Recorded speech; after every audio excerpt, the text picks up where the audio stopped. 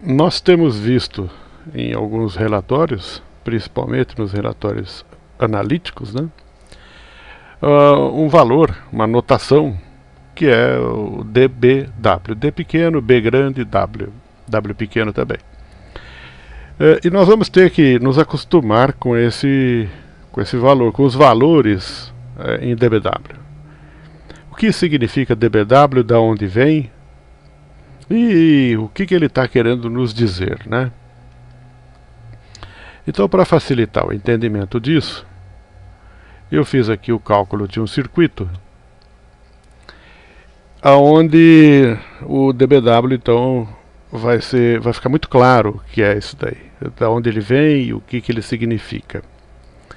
Porém, antes de nós iniciarmos, eu quero alertar que esse cálculo é um cálculo didático apenas e não tem qualquer correlação com a calculeira, com os cálculos que o VoaCap ou outro software qualquer faz.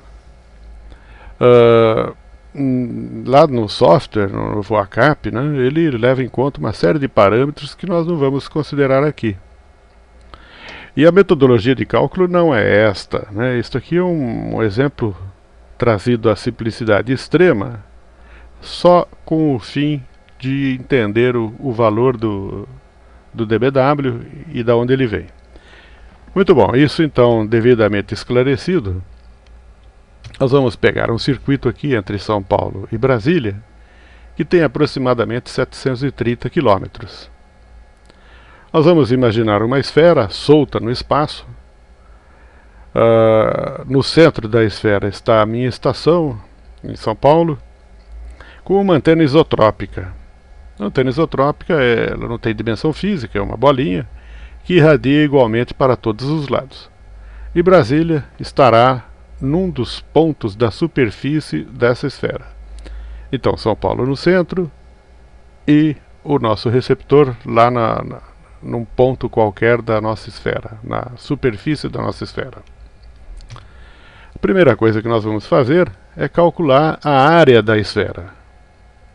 Isso é o produto dessa conta aqui, 4 vezes π vezes 730 km ao quadrado, que dá esse número aqui de 6.696.618.892.740 metros quadrados.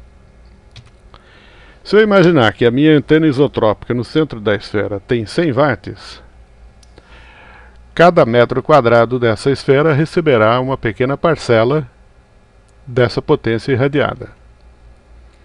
Então a potência P2 que chega num metro quadrado qualquer da superfície dessa esfera será 100 watts dividido pelos 6 trilhões e tal.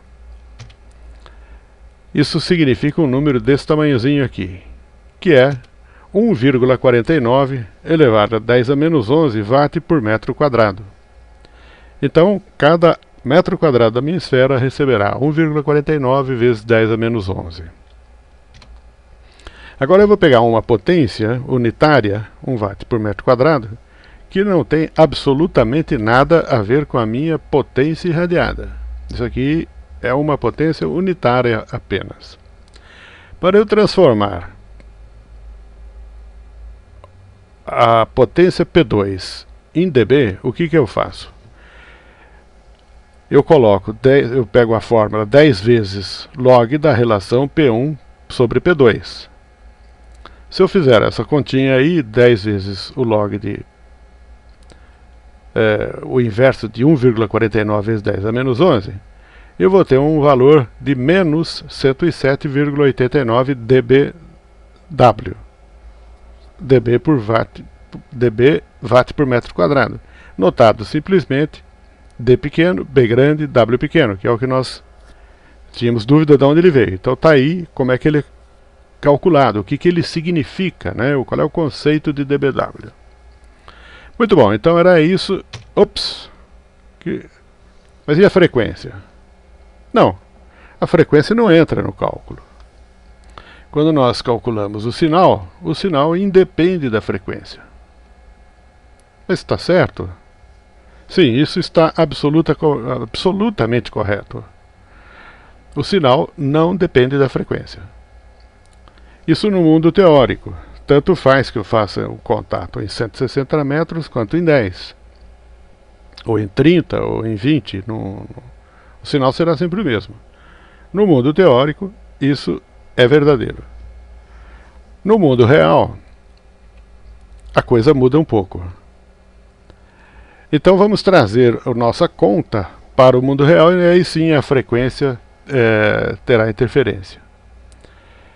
E só para lembrar, é possível, né, e não é por outra razão, que é possível QSO em QRP em 80 metros entre, por exemplo, São Paulo e Londres.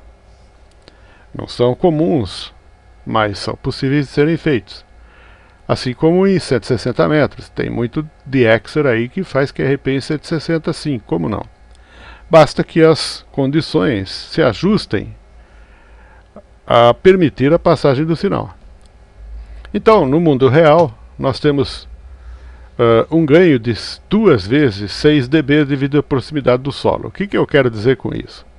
Se eu pegar aquela minha esfera, onde eu tinha a minha estação no centro da esfera, e colocar um chão, um solo entre São Paulo e Brasília, né? Colocar um chão, a antena, se ela estiver a meia onda do solo, e o solo tiver condições elétricas tais que permitam 6 dB de ganho. 2 vezes, uma em cada ponta, dá 6 dB. Aqui sim, veja que a frequência, o comprimento de onda, já está influenciando nesta conta.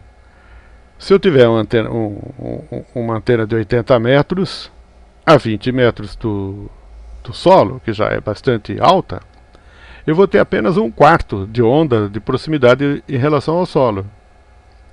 Isso vai diminuir o meu ganho de 6 dB. Se eu tiver 160 metros, para eu ficar a meia onda, eu teria que colocar minha antena a 80 metros de altura. Então, à medida que a frequência diminui, o comprimento de onda aumenta, esse valor 6 dB será menor. E o inverso é verdadeiro. Para ondas menores, frequências mais altas, o ganho será de 6 dB ou mais se estivermos falando de um solo eletricamente bom, né? Para eu trazer o meu dipolo, aliás, a minha isotrópica para o dipolo, eu vou ter um ganho tanto na receptora quanto na transmissora de 2,1 dB, então 2 vezes esta frequência, esse valor de 2,1 dB. Aqui também, né, eu não conheço ninguém que tenha um dipolo de 160 metros, né, de 80 metros de comprimento para a frequência de 160. Os dipolos ali já são encurtados. Então esse ganho já será menor. Bom, agora para eu subir para a camada F2, tem um pedágio.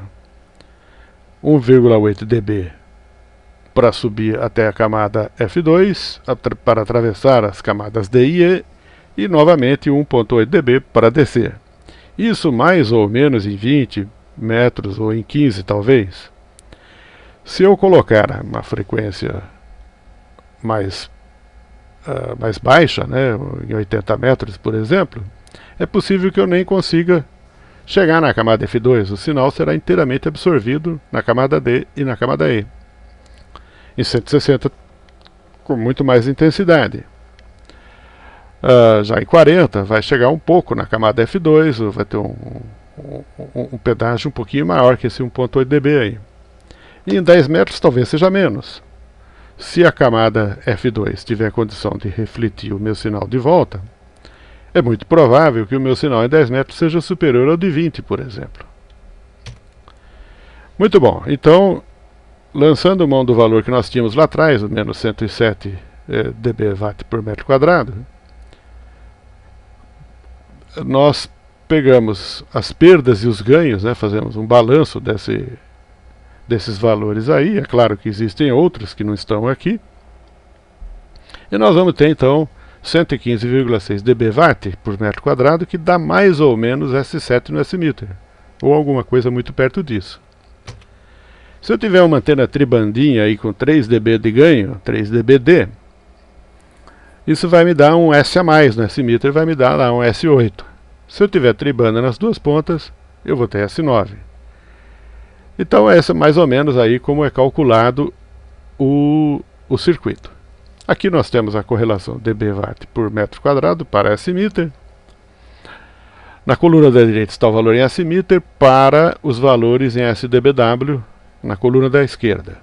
Depois nós temos a potência com uma carga de 50 ohms, temos o dB em microvolt e temos microvolts. Então era isso o que nós tínhamos a dizer, espero que tenha ficado claro. E tratem de se acostumar com esses valores de SdBW, porque é isso daqui para frente que nós vamos usar.